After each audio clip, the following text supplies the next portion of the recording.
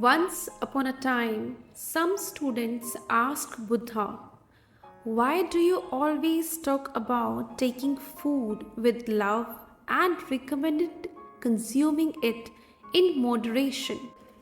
Does that mean food won't remain food if we don't eat it with love? Or if we consume too much, will it turn into a task?" Buddha replied, "The way we approach food affects our thoughts and everything as we consume. Food here represents everything we take in, whether it's food or information. Both deeply impact our lives." Then Buddha shared a short story with his students to help them understand. He said, "Once there was a sage living in a forest. Anyone who came to meet him with their problems found solutions instantly.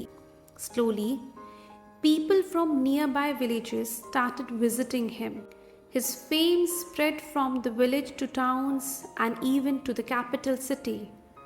The king heard about him and, along with his ministers and generals, went to meet the sage. The king said, "Great sage, I have heard a lot about your abilities. I believe we need you the most in our loyal court, where people bring new problems every day. Why you waste your time here in the jungle? You might not even be getting proper food here. You have to pick wild fruits and sleep on rocks. Come with us to the palace.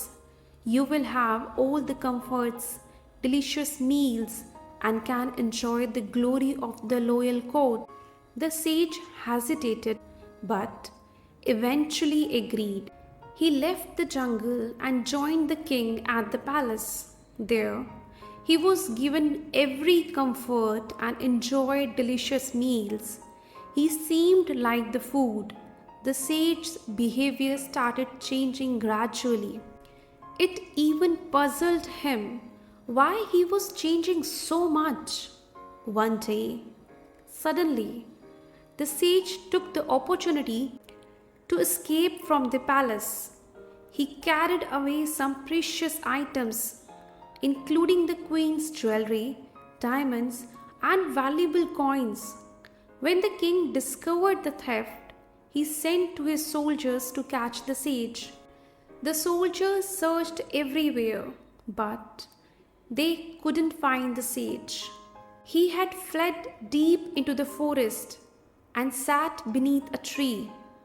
As he rested there, exhausted, a fruit from the tree fell near him. The sage, feeling very hungry, ate the fruit. It turned out to be a special fruit, a medicinal one that made him terribly ill. Taking medicine unnecessary can harm the body, and this medicine made the sage so sick that he was on the verge of death. His body became weak, like a piece of wood. Then he reflected on his actions and thoughts. Why did I run away with the king's wealth? What have I become? I have foolishly wasted my life for this wealth. The realization dawned upon him. Feeling remorse, he returned to the palace and began returning the king's wealth. When the king saw this, he was astonished and asked, "When you wanted to leave, why did you give the wealth? I offered you comfort, and you stole from me." The sage replied, "Forgive me, Your Majesty, but in the past few months I have consumed not just your food, but also your way of life. I have become like you." The king was surprised and asked, "What do you mean?" The sage explained, "The wealth you have, you did not earn it through hard work. You either took it or collected it. Consuming this wealth corrupted my mind.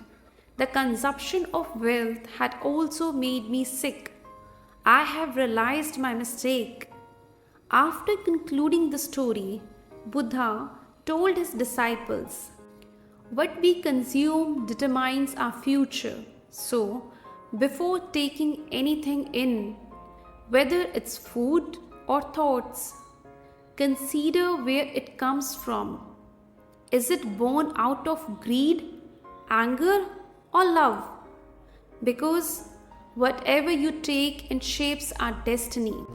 Friends, I hope you have learned something valuable from the story. So, how did you like the story? Do let me know in the comment section, and if you like it, do subscribe our channel. See you in the next story. Take care until then. Thank you for watching. Stay blessed.